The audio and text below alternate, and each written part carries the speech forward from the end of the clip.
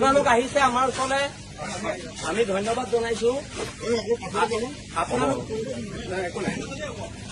কি কাৰণে আহিছে? প্ৰথমে নমস্কাৰ দেই, নমস্কাৰ সকলোৱে নমস্কাৰ। মই কথা কৈছো, মই সেইটো কোম্পানীতে কৰি থকা এজন এমপ্লয়ী হয়। আপুনি আহক ওপৰলৈ। আৰু লগতে মোৰ ইয়াত যিমানখিনি দেখিছে গোটেইখিনি আমাৰ এই এমপ্লয়ী। আজি এনেকুৱা ধৰণৰ হৈছে, যেতিয়া আমি কৰি থকা কোম্পানীটোলৈ এটা প্ৰশ্নবোধক চিন এটা আহিছে, এটা বন্ধ হৈ যাব লগা এটা পৰিস্থিতি এনেকুৱা দেখিছো, এটা শংকাত ভুগিছো আমি। যিহেতু এটা আমাৰ কোম্পানীটো বন্ধ হৈ যোৱাৰ তেনেকুৱা এটা আমাৰ শংকাত এটাত আমি ভুগিছো। এই ভুগিছো কাৰণে আমি এই গোটেই এমপ্লয়ীখিনি আমি ওলাই আহিছো। সেইটো বুলি এইটো নাভাবিব যে আপোনালোকৰ লগত তৰ্ক কৰিবলৈ বা কিবা কাজিয়া সেই উদ্দেশ্যলৈ অহা নাই। কিন্তু আমি এটা উদ্দেশ্য আহিছো যে চাওক, আমিও অসমীয়া, এখন ডিষ্ট্ৰিক্টৰে একেটা ডিষ্ট্ৰিক্টৰে। ইয়াত এটাই আহিছো যে যি হয় বুজাবুজিৰ মাজেৰে হওক, যাতে আমাৰো পৰিয়াল আছে, প্ৰত্যেকটো পৰিয়াললৈ আপোনালোকে চাব। আপুনি কৈছে হয়, মই আপোনাৰ কথাত হয়, মই খিলঞ্জীয়া মানুহৰ কাৰণে যিমান জেল খাইছো অসমত কোনো নাই পোৱা। মই আপোনালোকৰ পেটত গুৰ মাৰি জাতীয়তাবাদ শৃংখল চলিয়াই জীৱনত নকৰে আৰু নকৰে। আপোনালোকৰ পেটত গুৰ মাৰি জাতীয়তাবাদ শৃংখল চলিয়াই নকৰে। শৃংখল চলিয়াও এটা মেকানিকৰ পিতেক, শৃংখল চলিয়াও মেকানিকৰ পিতেক। মই কোনোবা ধনী মানুহৰ ল'ৰা নহয়, কিন্তু মই আপোনালোকক কৈছো, আজি ইয়াত দুৰ্ভগীয়া মহিলা 4-5 গৰাকী আহি ইয়াত বহি আছে। তেওঁলোকৰ যেনেকে আপোনালোকে চাকৰি কৰি আছে, হয়নে নহয়? আপোনালোক যদি ঢুকাইছে, কোনোবা যদি আপোনালোকৰ এমপ্লয়ী ঢুকায়, শ্ৰীকৃষ্ণ আগৰলৈ PF নিদিয়ে। তাৰ বিৰুদ্ধে আন্দোলন।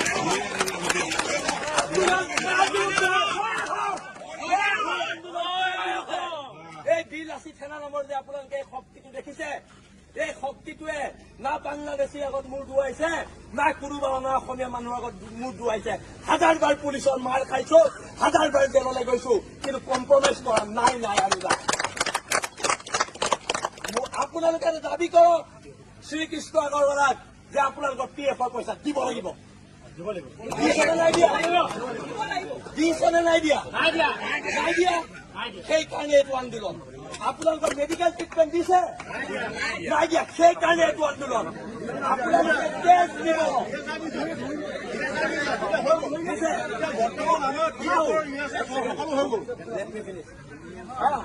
আপোনালোকে তেজ দিছে, ঘাম দিছে। সেইকাৰণে শ্ৰীকৃষ্ণ আগৰৱালাক ঘৰত এচি চলিছে।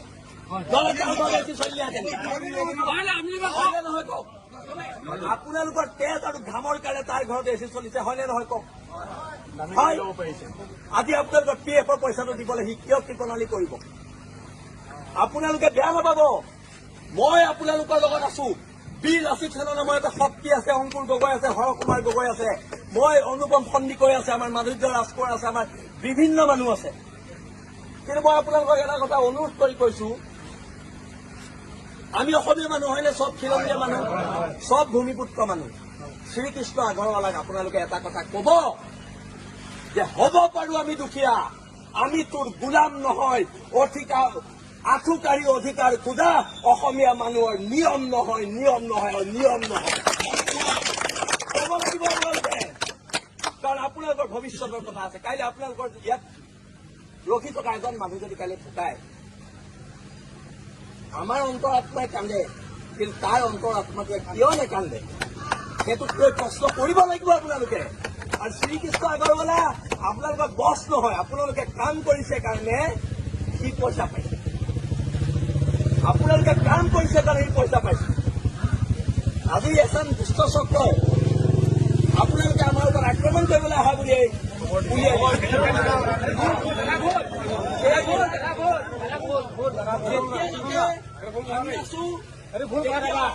অসমীয়াৰ মাজত কাজিয়া নহয় আৰু নহয়। মোৰ এটা প্ৰশ্ন আছে। এতিয়া এটা কথা হ'ল, আপোনালোকৰ যেতিয়া বন্ধ হৈ আছে, আমাৰ এতিয়া যিখিনি 12 ঘণ্টা আমাৰ যিখিনি এমপ্লয় আছে, 12 ঘণ্টা ডিউটি 12 ঘণ্টা অফ। এতিয়া সেই এমপ্লয়খিনিৰ কাৰণে ইয়াৰ পৰা ৰেচন ওলাই যাব পৰা নাই, না ডিজেল ওলাই যাব পৰা নাই, না কিবা ওলাই যাব পৰা নাই। সেইখিনিতো আমাৰ ভূমিপুত্ৰ খিলঞ্জীয়া অফিচটো বন্ধ কৰি দায়িত্ব শৰ্মা বোলে কি আছিলে অফিচত বন্ধ কৰি দিছে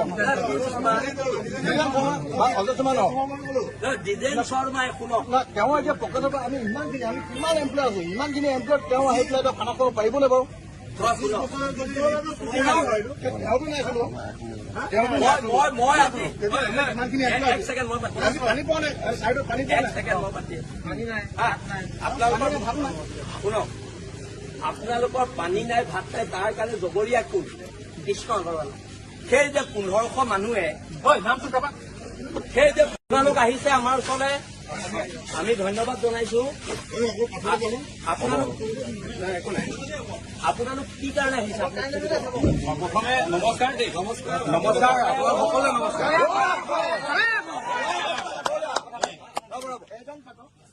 মই কথা কৈছো মই এইটো কোম্পানীতে কৰি থকা এজন এমপ্লয়ী হয় আপুনি আহক ওপৰলৈ আৰু লগতে মোৰ ইয়াত যিমানখিনি দেখিছে গোটেইখিনি আমাৰ এই এমপ্লয়ী আজি এনেকুৱা ধৰণৰ হৈছে যেতিয়া আমি কৰি থকা কোম্পানীটোলৈ এটা প্ৰশ্নবোধক চিন এটা আহিছে এটা বন্ধ হৈ যাব লগা এটা পৰিস্থিতি এনেকুৱা দেখিছো এটা শংকাত ভুগিছো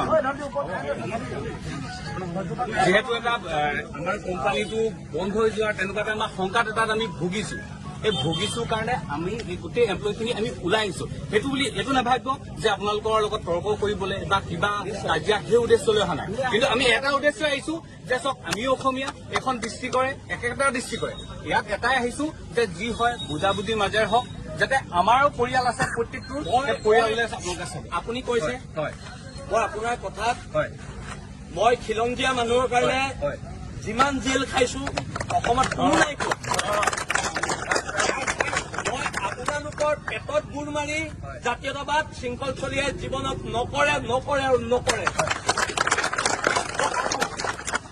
আপোনালোকৰ পেটত গুৰ মাৰি জাতীয়তাবাদ শৃংখল চলিয়াই নকৰে শৃংখল চলিয়াও এটা মেকানিকৰ পিতেক শৃংখল চলিয়াও মেকানিকৰ পিতেক মই কোনোবা ধনী মানুহৰ ল'ৰা নহয় কিন্তু মই আপোনালোকক কৈছো আজি ইয়াত দুৰ্ভগীয়া মহিলা 4-5 গৰাকী আহি ইয়াত বহি আছে তেওঁলোকৰ যেনেকে আপোনালোকে চাকৰি কৰি আছে হয়নে নহয় আপোনালোক যদি ঢুকাইছে কোনোবা যদি আপোনালোকৰ এমপ্লয়ী ঢুকায় শ্ৰীকৃষ্ণ আগৰলৈ PF নিদিয়ে তাৰ বিৰুদ্ধে আন্দোলন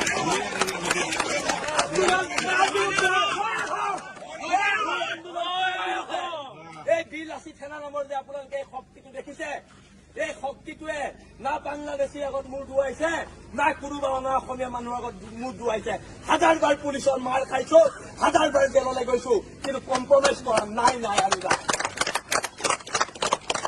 আপোনালোকে দাবী কৰক শ্ৰীকৃষ্ণ আগৰৱালাক যে আপোনালোকৰ PFৰ পইচা দিব লাগিব দিছেনে নাই দিয়া সেইকাৰণে এইটো আন্দোলন আপোনালোকৰ মেডিকেল ট্ৰিটমেণ্ট দিছে নাই দিয়া সেইকাৰণে এইটো আন্দোলন আপোনালোকে টেষ্ট দিব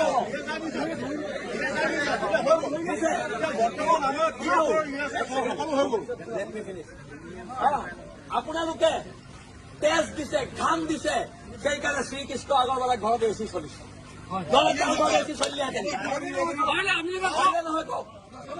আপোনালোকৰ তেজ আৰু ঘামৰ কাৰণে তাৰ ঘৰত এচি চলিছে হয়নে নহয় কওক